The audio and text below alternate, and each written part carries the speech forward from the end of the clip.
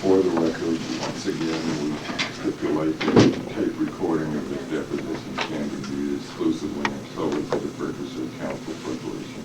That's fine. And your address? Do you want my home address or my business address? Whichever we can get you at the easiest. 156 Joseph Smith Building, Brigham Young University, 84602. Have you ever had your deposition taken before? Not that I remember. Okay. Have you had an opportunity to talk to legal counsel about what to expect today? Yes. You understand that They were not very enlightening, however. Okay. You understand that the court reporter is taking down my questions and your answers. And she can't record the nod of a head or the shake of a head, so you need to answer audibly so she can record that. She also can't take down two of us talking at the same time, so we need to take turns.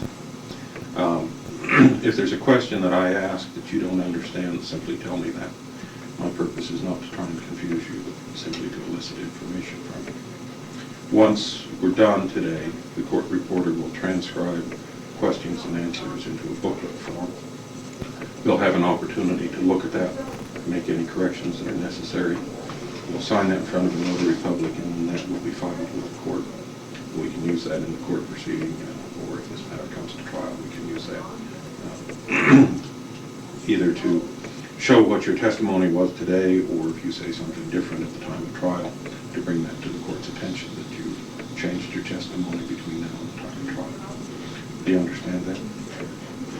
Do you have any questions at all? You're a professor at BYU. Yes. How long have you been there? Since 1951. Okay. And 54, correct that, please. okay. Oh, wait a minute. Years are passing. I was hired in the autumn of 55. Okay. I had a 3-year leave, so I'm pushing 30 years. Okay. And what department are you in now? Ancient scripture. And how long have you been in that department? Well, since it was created approximately 15 years ago. Okay. And are you in charge of that department? Or No. who is in charge of that department? Kent S. Brown. Okay. And what's the nature of your work or your assignment in that department? At Brigham Young University, I teach 2 classes, Life of Christ and Life and Letters of Paul and the other apostles. Okay. Are you familiar with Andrew Ehat? Yes. And when did you first become familiar with him? Oh, about 7 years ago, I suppose. And what was the nature of that first contact you had with him? Well, he was a young graduate assistant in the religious education area. Religious education is our college. Okay. Did he work for you or with you at that time? No, he's never worked for me or with me. Okay. So the relationship with him was simply that he worked in the same department or I was college? familiar with him because he was doing historical research. He worked for Gordy's brother quite often. And that would be Truman Madison. Right. Okay. You're here today pursuant to a subpoena that was served on you. With that subpoena, there was a list of documents that we asked you to produce. Have you brought any documents in response to that? Well, I brought one document.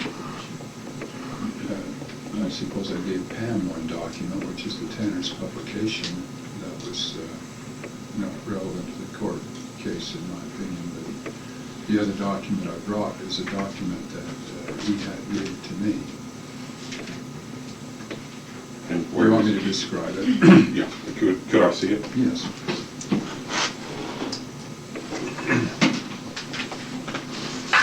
The yellow page that I put at the beginning of it is a notation that was made at the time. It just says, given RLA, which is my initials, by Ehat in 1981. I don't even recall the month. And would you tell me what this document is that you're... Okay, that document according to Ehat, is his notes from the Clayton Journal. And he passed that on. It corresponds to the Tanner's printing. Okay. This was given to me long before the Tanners printed their version of the Clayton Journal, and as far as I can see, in a casual comparison, the entries are similar, or identical. Okay. And have you had an opportunity to look at the Tanner's publications? Occasionally, yes. I've had it on my desk and just glanced at a few comparisons. Okay. Every comparison was identical to my copy that he had gave to me, and I concluded that the Tanners had pirated his notes as a result of it. Okay. You don't know the date, the exact I can't date? give you an exact date. I put 1981 on my yellow sheet. If anybody ever gives me anything, I usually make a note at that point.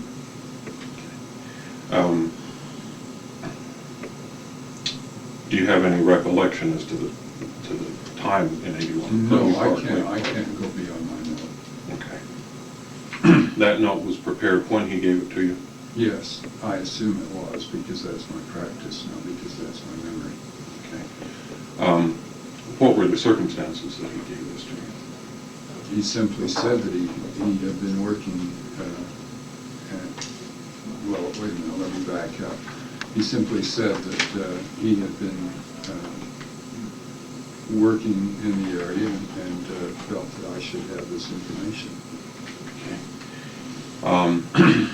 Did he approach you, say that? Did you approach him? No, it was very casual. He just brought it by. He said it was something that he had prepared and he wanted me to have a copy. Okay. Had you previously expressed an interest to him in William Clayton? No, I make it a point to do my independent research, and there are very few people that I cultivate as far as asking for material. I'm highly independent in this. I have access to what sources I wish to have access to, and I really don't. It's not my practice to ask any graduate assistant for a copy of anything or anybody else. So he volunteered it. I didn't ask him. What I'm getting at, though, is why would he think that you might be interested in Clayton? Because he knew that I was writing on Joseph and Emma. His research on the temple endowment and plural marriage overlapped my research in Joseph and Emma. I've been writing a Joseph and Emma book off and on for about 12 years. Of course, that's scholarly practice. Unlike lawyers who have deadlines, we can just go on and on. So I keep things going simultaneously, and this project's been going a dozen years. And he was aware of that. I was aware of his dissertation. On occasion, if we ever met in the library, he might ask me a question, I might ask him a question. Because we knew that each person was working in original sources. So that was his motivation, because he was aware that I was working in this area. Okay. With regard to all the other documents that we asked for in that list on the subpoena, do you have any documents that fall into those categories? No, I went over that with my counsel, Miss Park, and we carefully looked at each item, and this was the only thing we could come up with. Okay. Have you personally ever seen the William Clayton diaries that he had extracted into the subject matter of this lawsuit? Okay, you want me to answer that then? Would you repeat the question? Have you ever personally seen the Clayton journals that were extracted by Ehat letters, the extracts of which are the subject matter of this action? Richard, have you seen the actual original journals? Is that a relevant question in your opinion? Yes. Okay. And under what circumstances did you see him and when? Okay, is that a relevant question? Yeah. Okay. I saw them in the historical department of the church. And when? Well, I could reconstruct that. I wasn't aware that I was going to have to answer that question, but I saw it long before I got that document. That's 1981. I assume that I saw it at 1980, 1979. That's very, rough approximation. And they were... If that date were relevant, I could go find it. Well, the information we have is that James Allen had access to the journals at the historical, or at the archives, in January of '79. Are you aware of James Allen having access to those journals? Only by hearsay and talking with Allen.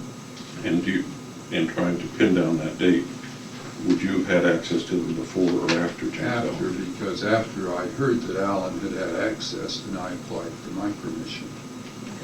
And who did you apply to for permission? I applied to the historical department. And was there a specific person at the historical department? Don Schmidt is the archivist. Okay. And how did you make that application? By conversation. Is this really relevant? I don't think so. I'm not sure. This is the inner workings of the historical department. I'm not sure that it's all that relevant. I think they consider it privileged information. Well, let me tell you that... I think I have a relationship of trust with them, and how things are. I mean, I don't think there's any. The Tanners seem to operate on the theory that they're giant conspiracies, but they're business practices to me. And I mean, if this is all relevant to the case, that's fine with me. It doesn't matter. Okay. Let me tell you that we talked to Don Schmidt 3 days ago. Mm-hmm. Don Schmidt indicated that, to his knowledge, you'd never had access to those journals, the originals of the journals. I'm not sure he so testified, counsel. I'm not sure that's a fair characterization. I'm not sure he would ask specifically about this witness. As I remember, I'm sorry, my memory don't coincide here. But that's why we're inquiring. We're inquiring as to the standard practice, how people got access, how he had got access. That's why we're inquiring of you, how you got access. Well, of course, how he had got access may be relevant to the case, but how I got access, I fail to see that that's relevant. I don't want to give you a hard time about it. It doesn't really matter. I think I probably told my mother about it. I mean, that's the purpose of my inquiry, to find out the practice. I did get regular access by going through Don Schmidt and through Brother Durham, and these people are the historical department executive managers are Don Schmidt. I assume that Don answers to Earl Olson, although Earl is de facto much the person to work through. And then Don Schmidt consulted with Brother Durham.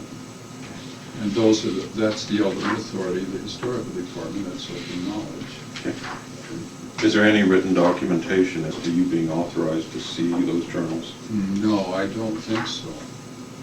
I mean, we discussed that, and I racked my brain. I am positive that there is none. Now, my files are pretty massive over the years, and I don't remember every item there, but I do not think anybody's going to find a letter authorizing me to do this.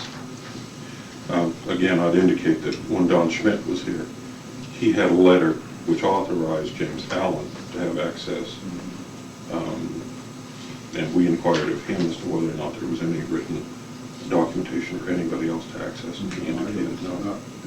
I don't think I've ever had a letter authorizing me to see anything anyway. The practice is simply to say, go see it. Okay. In fact, I generally don't have to ask permission. Did you actually see those volumes at the church library? Yes. Okay. And over what period of time would you have seen them? Approximately 3 days. Okay. And was there any restrictions as to copying them or what extracts you could make or anything from those journals? No basic restrictions. Okay. Was anybody else present when you examined those over that 3-day period? Generally not. I just checked in the morning and did my work and checked out at night. The secretary might have walked in the room. Other than casually.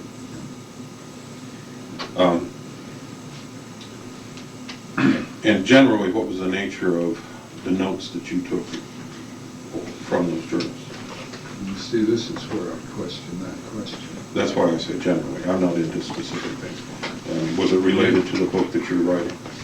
No.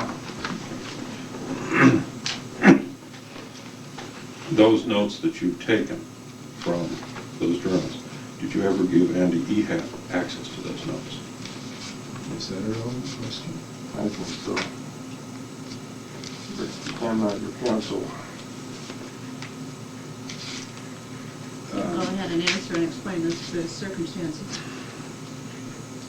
If you put it down, I think perhaps it might be relevant if the question precedes that you had access to the notes. I think thereafter, whatever he had copied or directed from the notes, not from whatever he might have received from documentary control. Why don't we establish a relationship, excuse me, did you catch that? Why don't we establish a relationship between apparently the published notes and anything that Dr. Anderson might have produced or might have extracted from the journals himself, whether or not there is any relationship. Okay, well.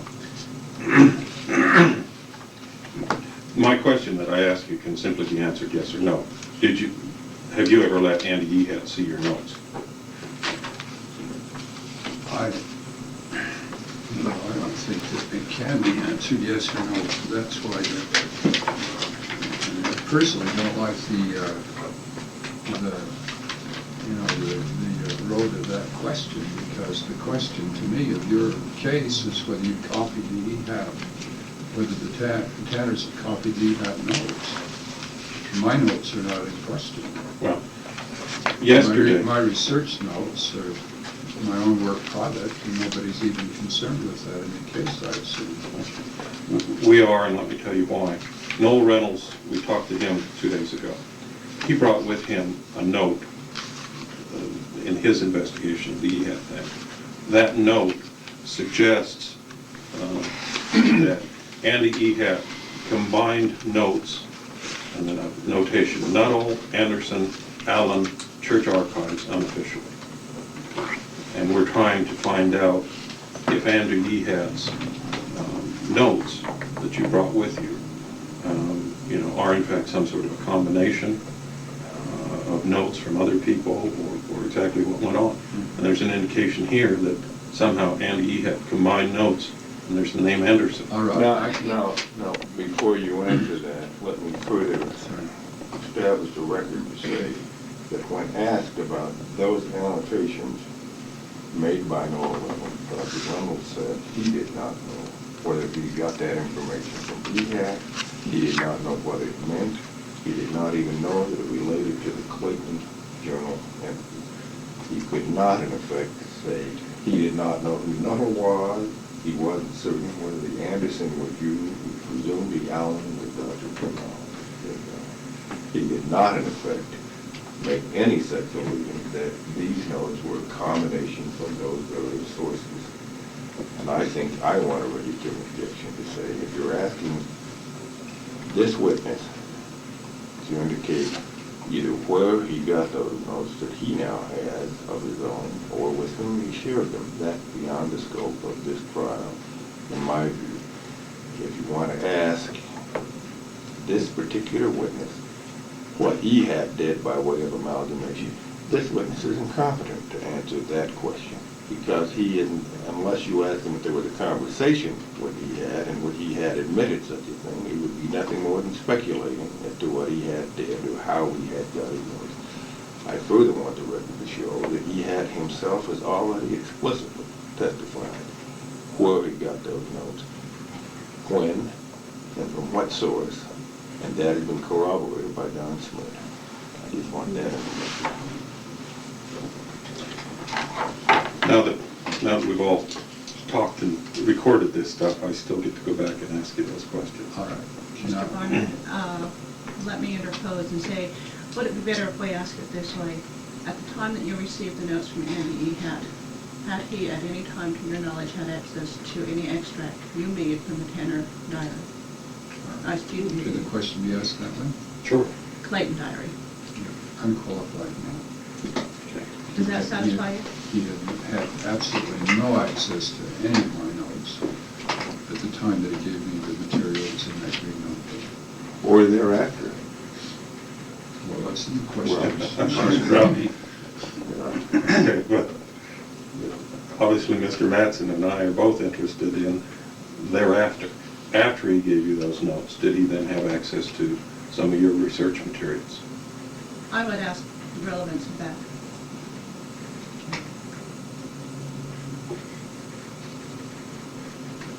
If we are concerned about the source of Mr. Ehat's notes, and he has already answered that in no way did he have access to Dr. Anderson's notes, what relevance does anything that happened afterwards have to the source of Mr. Ehat's notes? Trying to find out what Dr. Noel Reynolds had to say with regard to that. Well, Trying that's to where make I sense out of registered that. my objection. He's already got an answer for Noel Reynolds, which indicates he, Noel Reynolds, doesn't know, and asking this witness what those entries mean is asking this witness to speculate. He's already answered that he gave no such access to Ehat of his notes. So that seems to me to foreclose any further explanation of that entry. Somebody else made on someone else's document. Well, it appears from that somebody suggested that somehow Andy Ehat had combined notes. If in fact he combined notes sometime after this, then we can find that out and eliminate the speculation as to what this means. So if in fact he had access to your notes after he gave you this, that might give us an explanation as to what that means. Well, if you're asking me whether any of my notes appeared in the Tanner publication, absolutely not. Right, you've answered that. I'm trying to find out what that notation meant that Noel Reynolds brought us.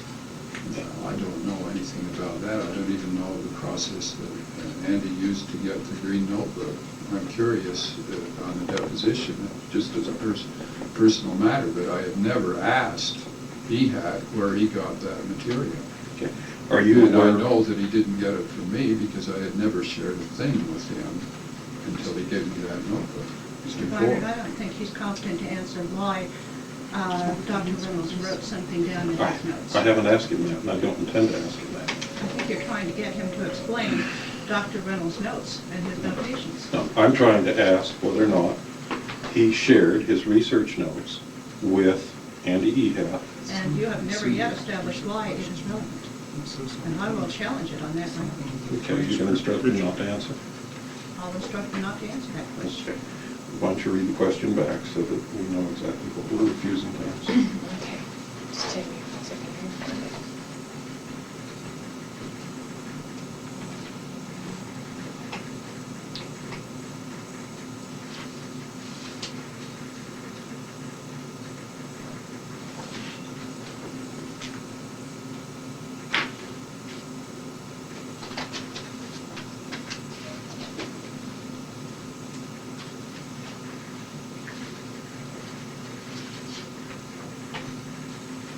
I'm trying to find out what that notation meant that Noel Reynolds wrote, that Noel Reynolds brought us.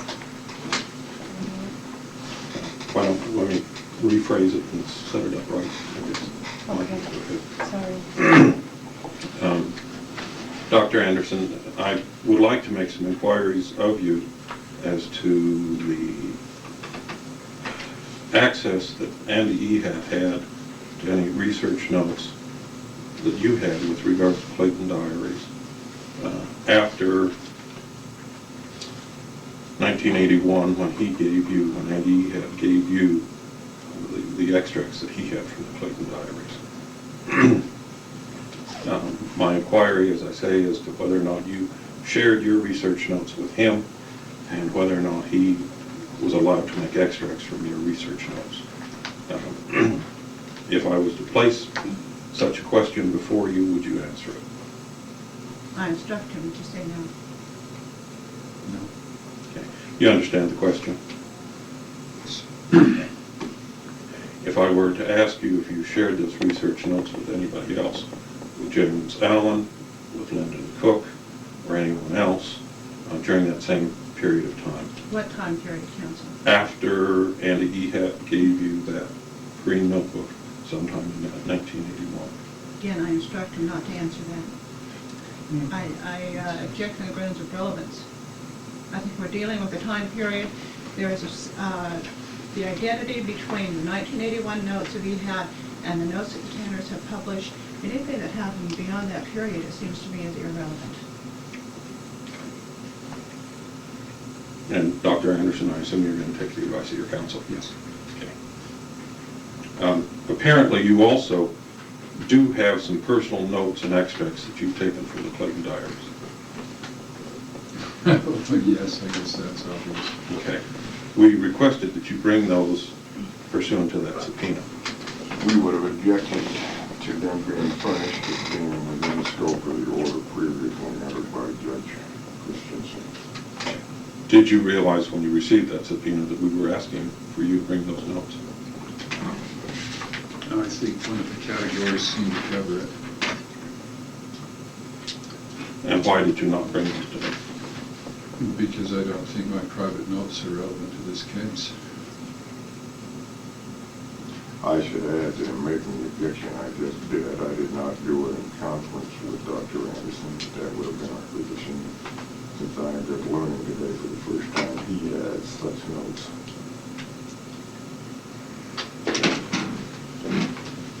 Is there any other documents that we asked for in that subpoena that you did not bring with you today? No, I didn't bring the original Clayton diaries. Realize that.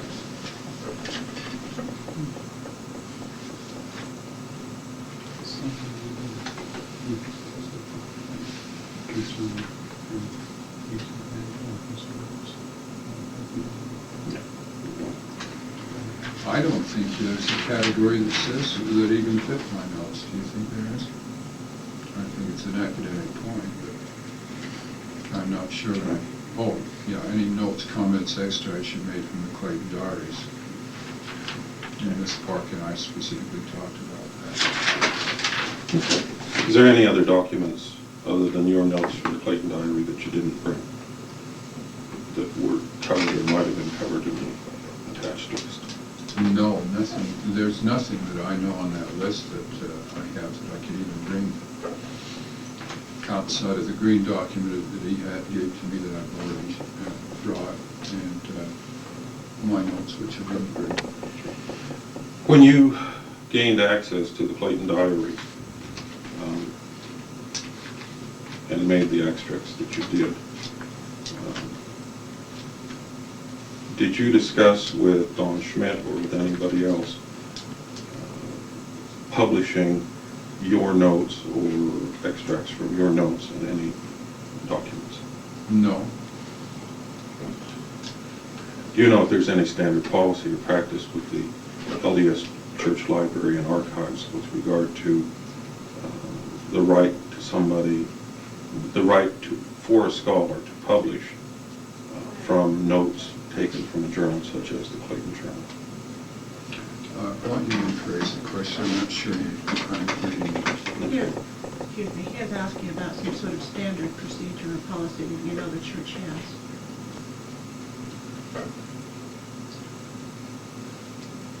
Well, with regard to what? Okay. I mean, the fact that you have had access to the Clayton journals or similar journals, and I assume you have, does that in and of itself mean that the church is giving you permission to print your notes or to print parts of your notes or to print quotes from those journals? Yes, I think the church is giving me permission as I take the notes. Okay.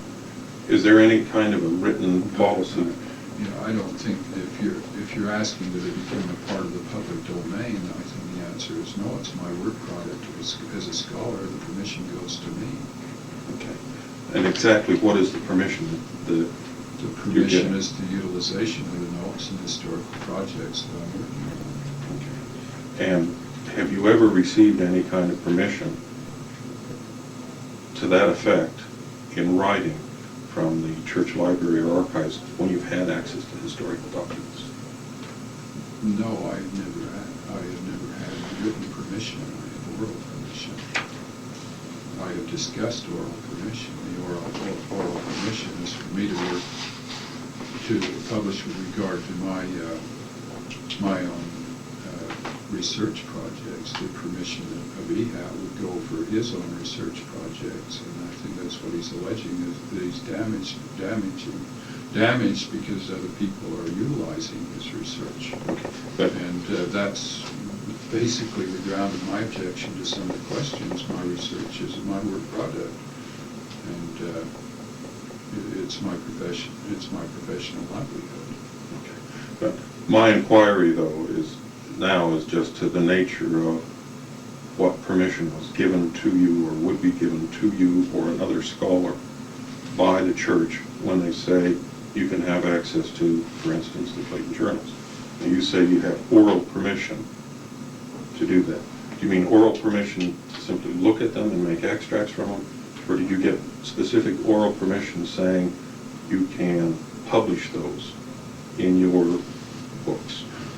Well, I think the practice of the church is that any accredited scholar can utilize the research notes that he takes for his research projects. I do not think that he is at liberty to disseminate those quotes to anybody and everybody. The permission is given to him for his research project.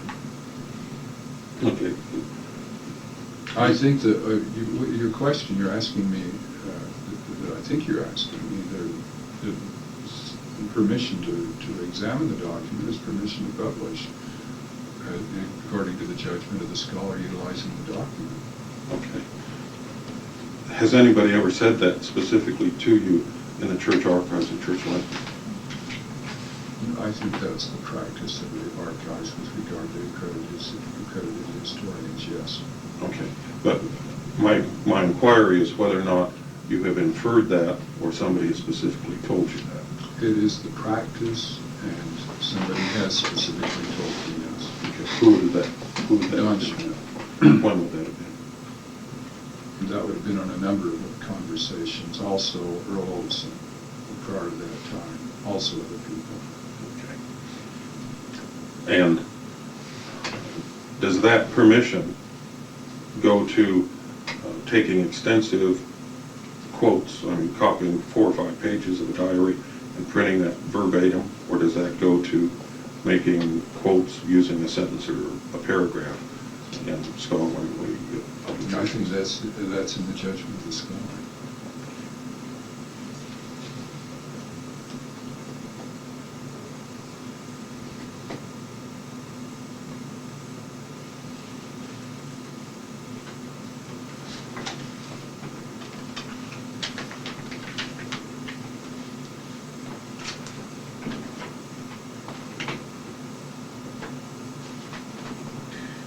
Are you aware of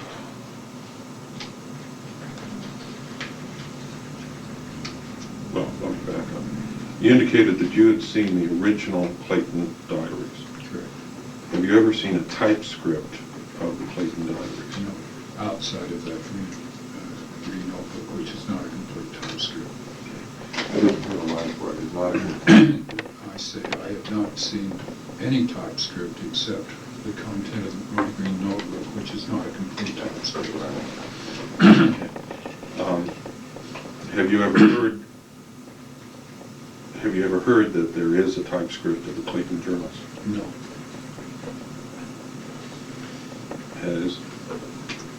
Did Andy Ehat ever tell you exactly what he made his extracts from? No, I didn't discuss that with Andy Ehat. Have you ever talked to anybody about the typescript of these 3 volumes of the Clayton journals? I talked to my counsel about it, but it didn't occur to me before yesterday that there even was one. I'd indicate to you that Andy Ehat said that he made extracts from what he described as a 300-page typescript of the Clayton journals. That was irrelevant to me because I'd seen the originals and made my own notes. But my purpose in those questions is to try and find out where this typescript is. Mr. Barnard, I think he's answered that he didn't even know one existed, if it does. Okay. Have you talked to anybody else other than your counsel about the existence of that typescript? No. Partly because it didn't concern me.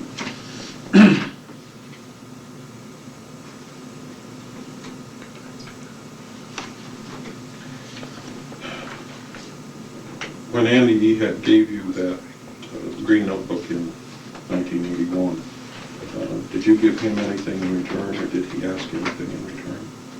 He asked nothing in return. Did you give him anything in return? Again, I would challenge on the grounds of relevance. Your counsel, having done that, I still get to ask the I will question. instruct you not to answer, or to say no, not to answer. Okay. I assume you're going to take your attorney's Yes. advice.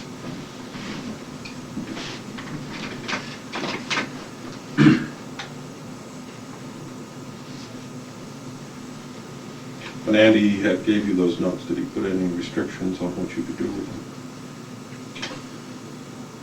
Well, I think there was an implied restriction. I think that such an act was a very confidential sharing among two people working on a very technical project. Okay. So my answer is that though he didn't, I don't recall his actually saying don't give them to anybody else. I mean, it would have been a terrible breach of my relationship with Ehat and with the church for me to hand that out to anybody, yes. And so I think there was virtually an instruction not to give them to anybody else, but I don't think it was stated. Okay. You say it would have been a breach of your relationship with Andy Ehat. Yes, to take another scholar's notes and work product and hand them on to other scholars would have been a severe breach of the relationship with anybody with whom you had a relationship, yes. Okay.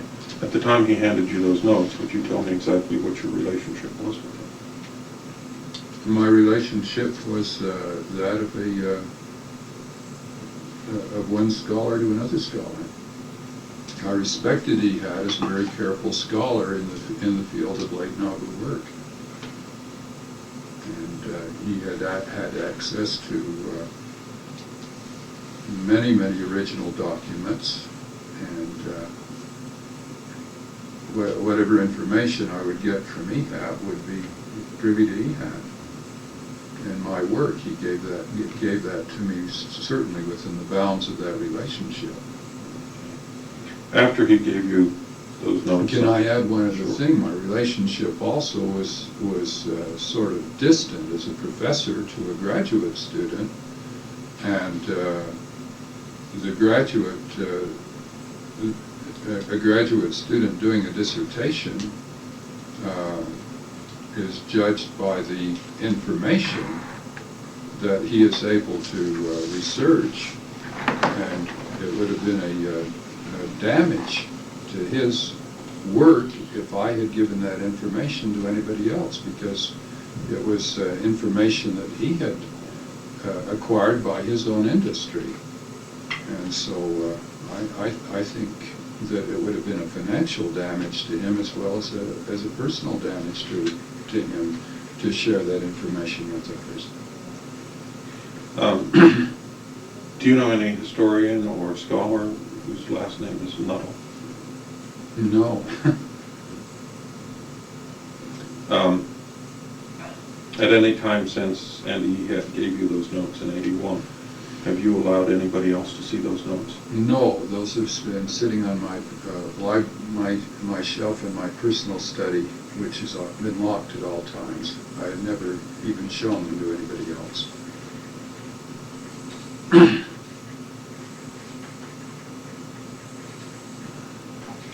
When Ehat gave you those notes, did he tell you that he had given those notes or copies of those notes to anyone else? No. Have you found out since then that he's done that? By hearsay? Do you know who he gave those copies I to? don't know. That's what my answer just said. Well, If you want all the rumors that circulated about what happened to files, etc., I mean, I don't know. my inquiry is whether or not Ehat had intentionally, voluntarily given copies of those notes to anybody else besides you. If he knew that, you mean? Right. Or Hearsay is fine. I have no problem with you telling me. You may not, I do.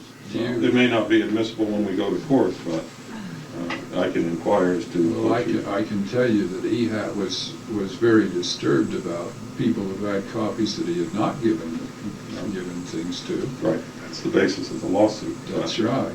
But my inquiry is to, have you found out after he gave you those notes, by any means, that he intentionally gave copies to anybody? He's told us that he intentionally gave a copy or shared a copy with James Allen. Do you know that? Has anybody told you that? Ehat never told me that he gave a copy to Allen. Has he told you that he'd given a copy to anybody else?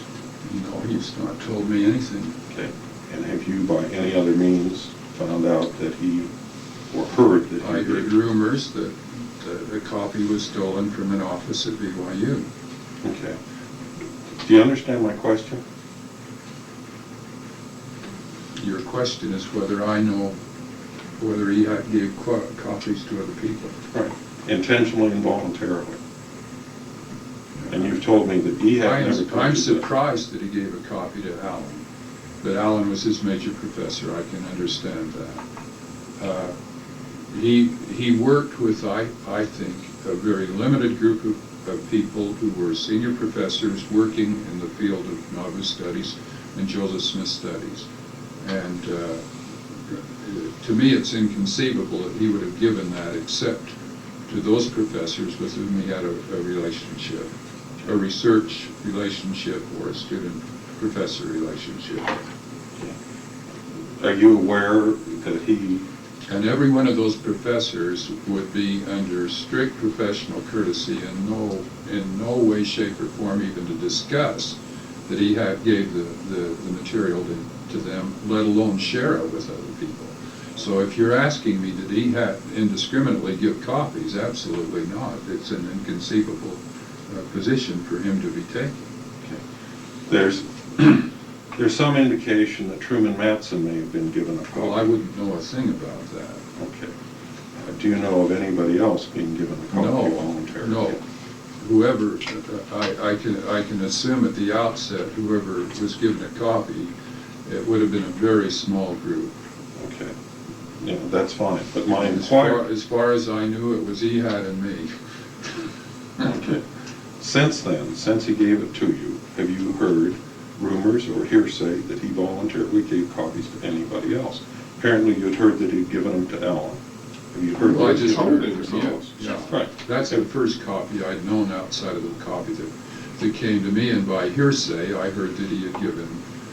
Do you want me to talk about hearsay? I had heard that he gave a copy to Lyndon Cook, who was his professional research associate. They'd done books together.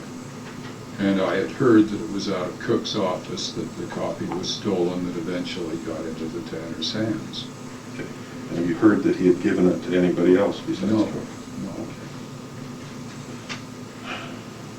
In fact, I just want to add that he had talked to me on a number of occasions, very disturbed that other people had copies.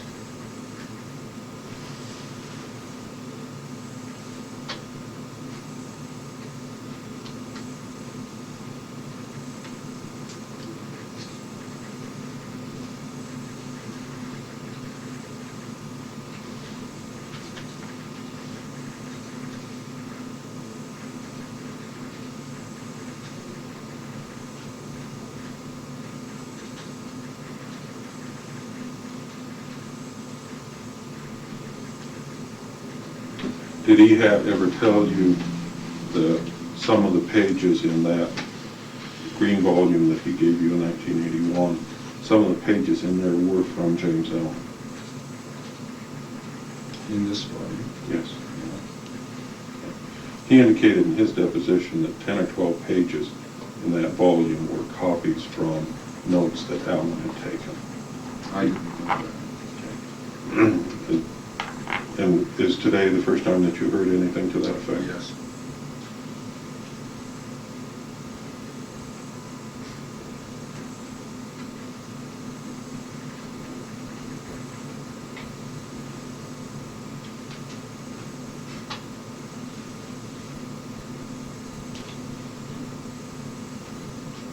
Did Ehat ever tell you that anything else in that volume of notes that he gave you in 81 were from any source other than his notes from the Clayton Journal? I think I already answered that. He simply handed that to me with no explanation.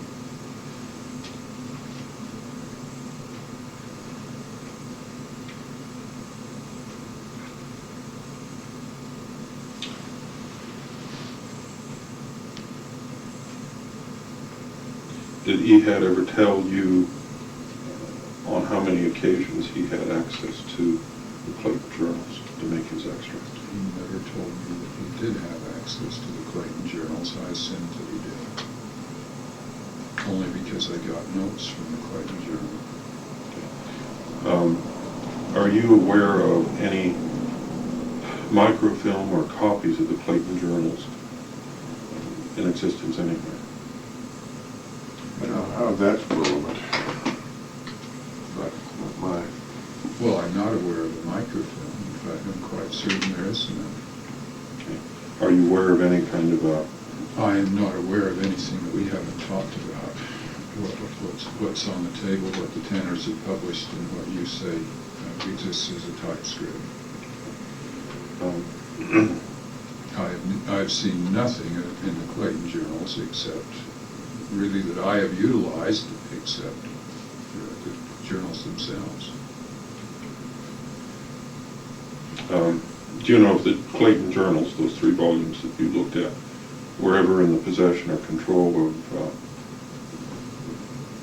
the Nauvoo Restoration Group?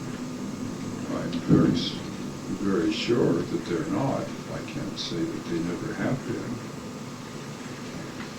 They're in the possession of the historical department, which does not share things with Nauvoo Restoration except on the basis of their researchers coming and looking at documents.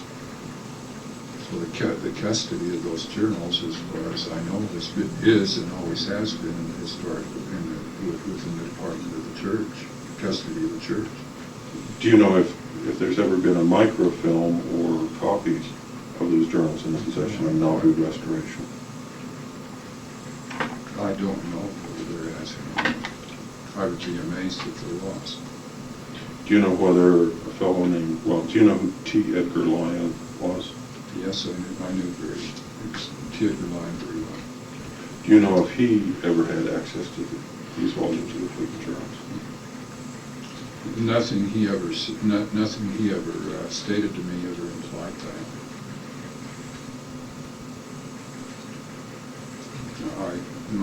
My feeling is no. And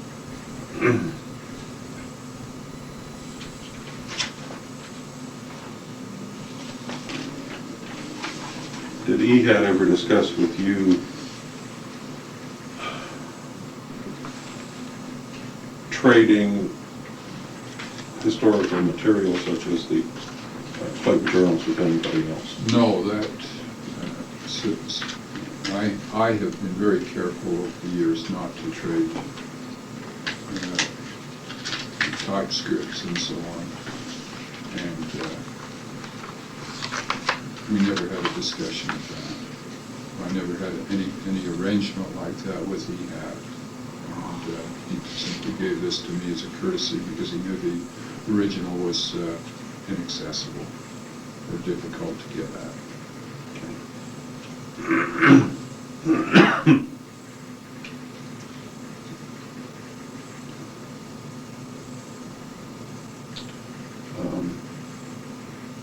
Prior to 1981, when Ehat gave you those notes, had you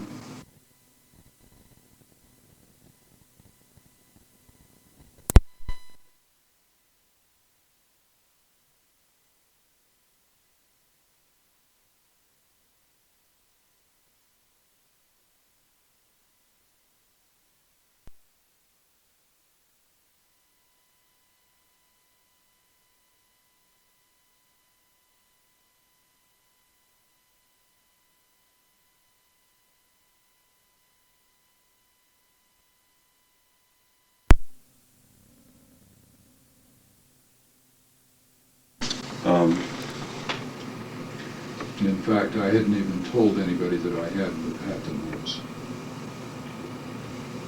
Do you know the nature of the research that James Allen was doing in the Clayton Journals? In a general way, from his publications, And what was that? he was interested in Clayton biographically in terms of what he wrote. So that was... He had already published an early Clayton journal from Nauvoo, which he and Tom Alexander did commercially. Allen had already had manifested an interest in Clayton biographically. You indicated that you occasionally would talk to Ehat and exchange questions and answers about Clayton. Not about Clayton, about our subjects of research, which was Joseph Smith and Nauvoo. Did you have a similar relationship with James Allen? No. I'm a personal friend of James Allen. We have a professional relationship of trading research information or discussing. Well, I do and I don't. Depends. Well, I'm trying to inquire as to whether or not the same sort of exchange that went on between you and Ehat occurred between you and Allen. Well, I didn't see Allen as much. I saw Ehat more because Ehat works in the library and I didn't see Allen there. Allen's an administrator. He works in his office. Does that have to be in the record? Let's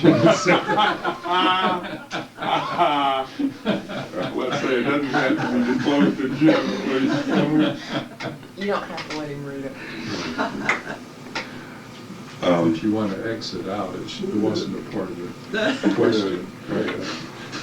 I have no problem with you exiting it out. When you get a copy of that. All right. Yeah, when you're edited, you can't do that very thing. If you don't have any problem with Brian, I think it's preferable to be quiet.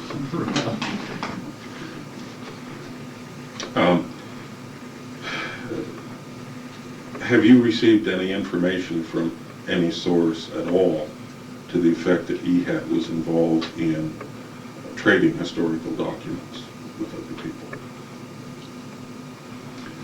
Andy has told me he has not been involved in that. Okay. When did he tell you that? In discussion of this document getting out.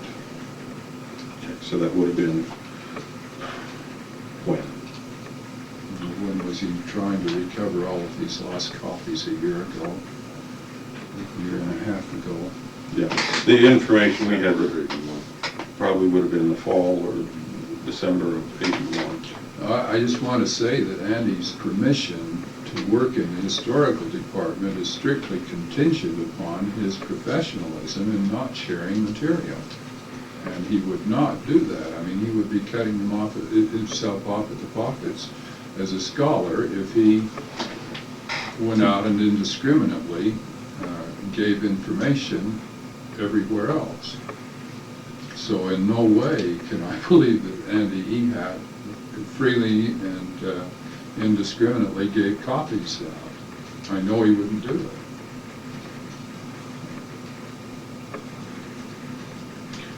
What was the situation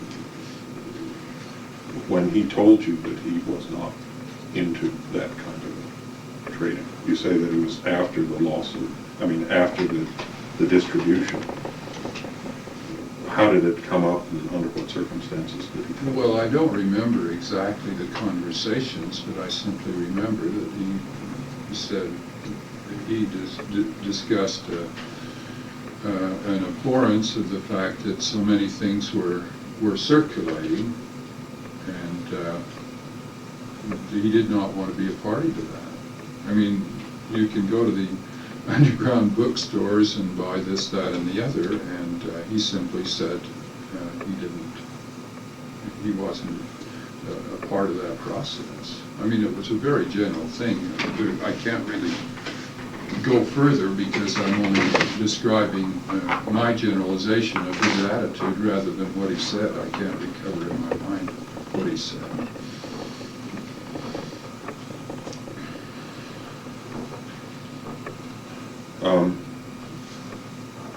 Has Andy Ehat ever discussed with you his collection of historical documents, his personal collection?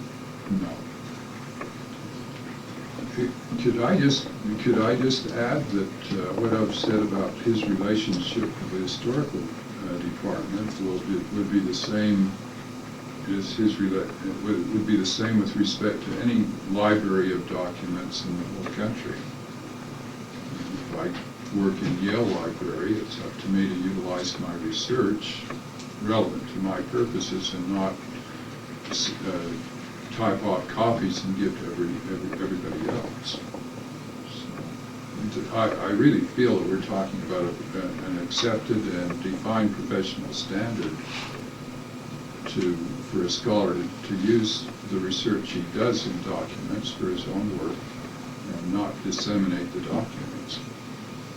Most libraries assume that is the procedure a scholar will use when he works in a library, and that's a condition of his working in their documents.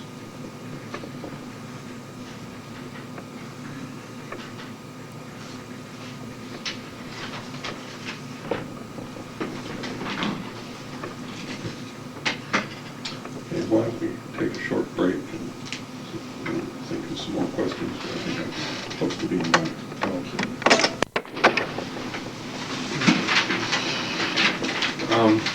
Dr. Anderson, in Andrew Ehat's deposition at page 91,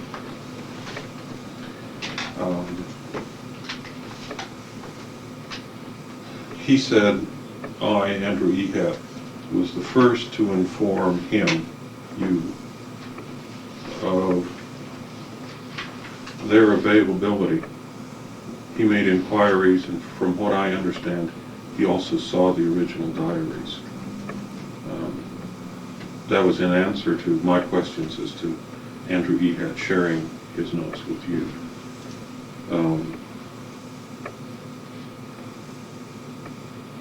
Was Andrew Ehat the first person to inform you of the availability of those journals? Perhaps. I heard that Alan had access to them in the historical department, and then I went and asked and obtained my own permission. But Ehat didn't give me anything. He simply said that he knew that the historical department had the journals. And at that point, then I went and asked to see the journals. Okay. Can you pinpoint a date when that would have been? How do we get the date of 1979? Andy Ehat, his... Ehat and Schmidt both admitted that Schmidt produced a letter, hasn't produced that yet. He hasn't. But he indicated there was a letter dated sometime in January of '79 from the first presidency, indicating that the first presidency would deliver the documents over for a period of a month or so, or January or so. Well, I don't know. All I know is that the sequence is that I heard the documents were there. I got my permission, looked at the documents, and that's before 1981 when this happened, when this came to me. And I would say that it was about a year before. So. So it may be that you did hear for the first time that they were available from Andy Ehat. I think I heard from a couple of sources. Okay. Do you remember hearing from James Allen that those? No, I didn't hear from James Allen.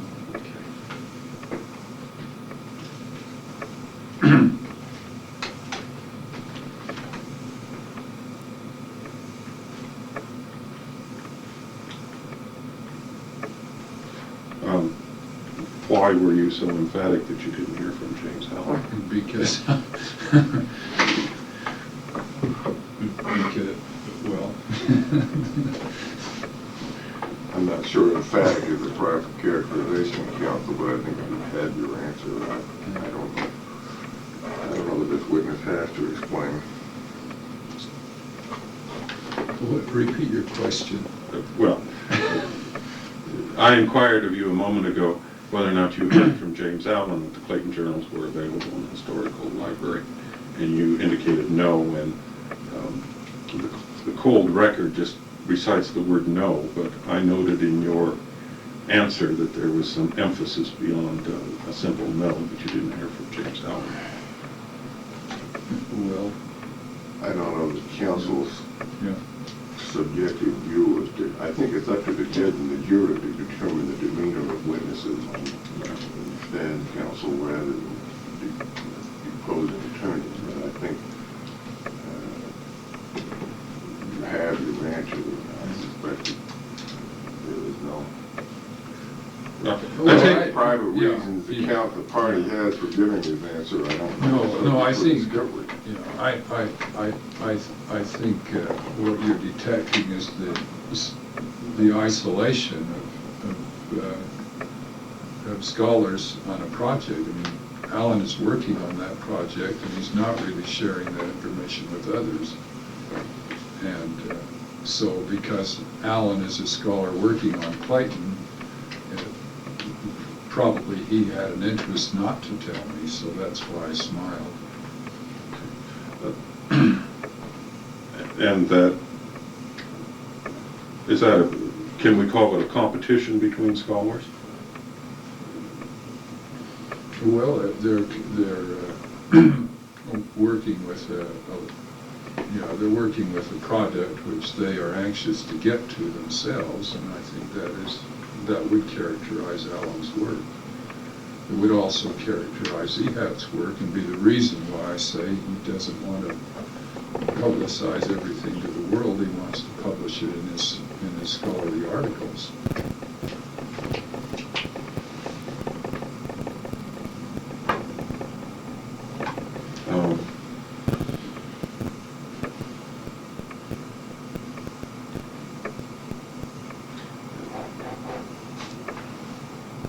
Were you ever told by anybody that Ehat or Alan were told not to tell other people that those journals were available?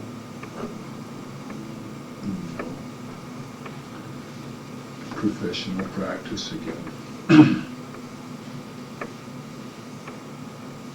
And were you ever told by the Church Archives or Don Schmidt or anybody in that capacity not to tell other people that those journals were available to scholars? No.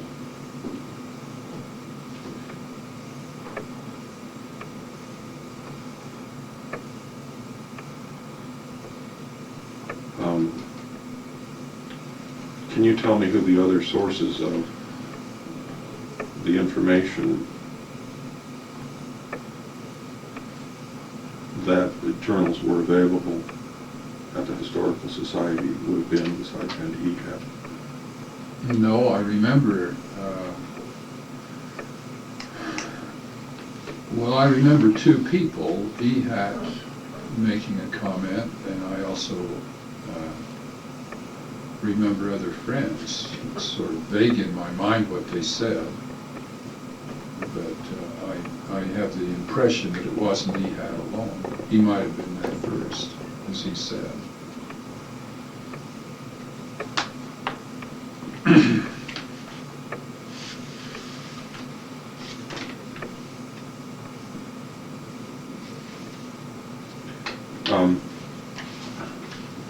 Do you know if Andy Ehat had any extracts from the Clayton journals prior to January of '79?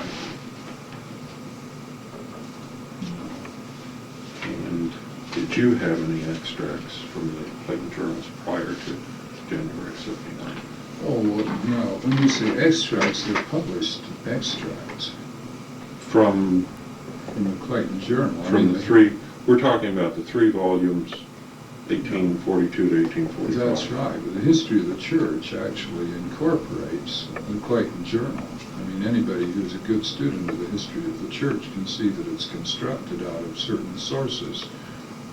And Wilford Woodruff's journal is there, the Clayton Journal is there, Lord Richard's journal is there.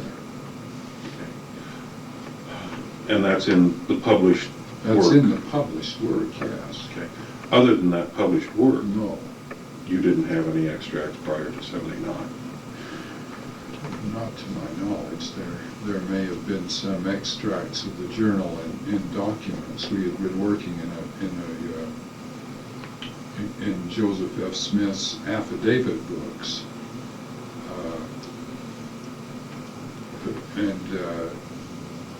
where he interviewed women who had been in plural marriage, and there is one extract from the Clayton Journal in that affidavit book. But if you're asking me as far as knowledge outside of historical documents or documents involving the history of the church and historical department, there's no knowledge of any circulating extracts. Okay. And you personally, prior to 1979, had never seen those journals or made extracts from them? No, but I had compiled the quotations that I had observed from Clayton's diary. From these other sources Yes, that you from described? Okay. And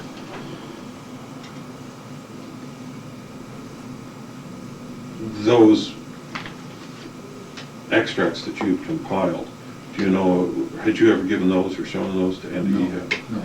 Do you know if he had any kind of list of extracts or anything like that from the Clayton journals prior to No, I don't January know 7th? whether he did or not.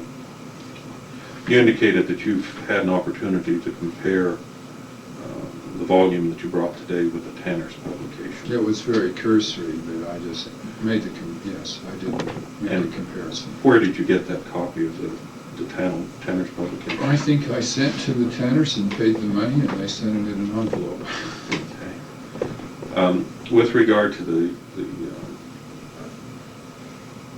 volume that you brought today, I note that there is handwriting on various pages in there. I haven't looked at that very much. If you want me to refresh my memory, Yeah, I will. if you would, please.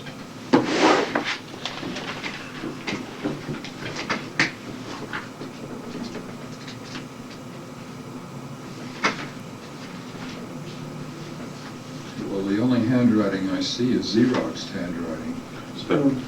Right, that's what I'm referring to. I don't know anything about it. Okay. Can you identify any of that No. handwriting? No. So, are you familiar with Andy Ehat's handwriting? I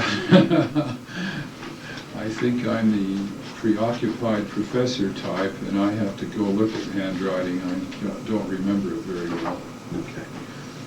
So you can't identify any of the handwriting as being Ehat's or Allen's or Cook's? No, the comments look as though they're made by Ehat, but that's an opinion that has nothing to do with what is. And they came to me exactly in that form. That is the copy that Ehat gave to me.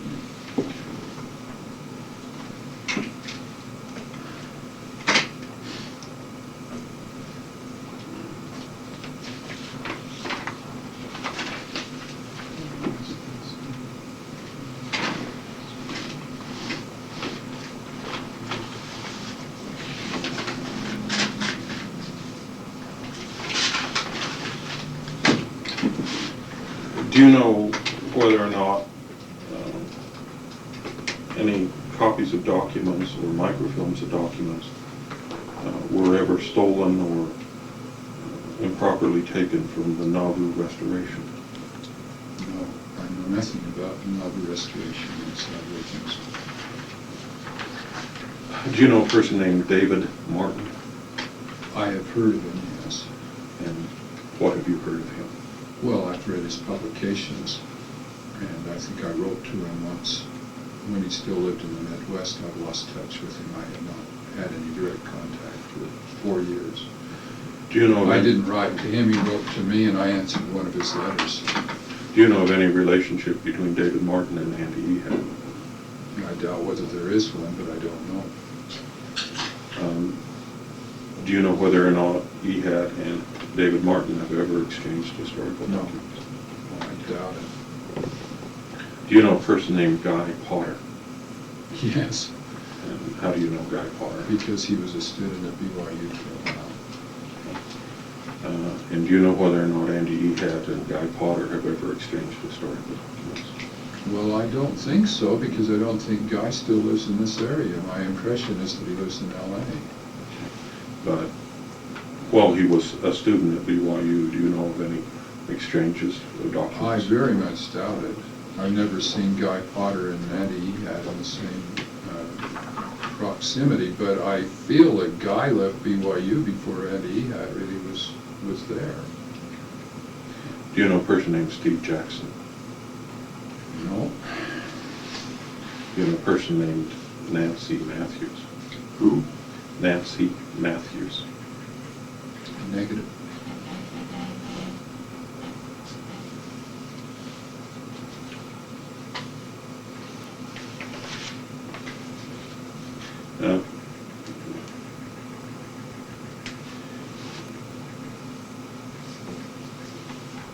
You indicated earlier that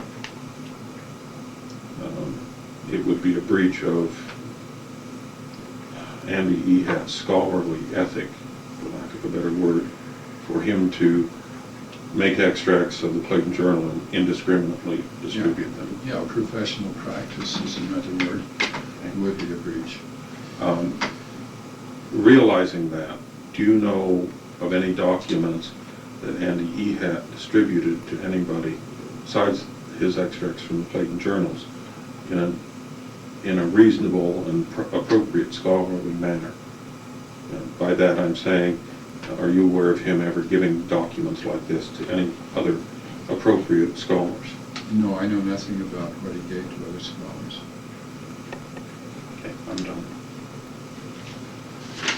Dr. Anderson, do you know whether or not Andrew Ehat was ever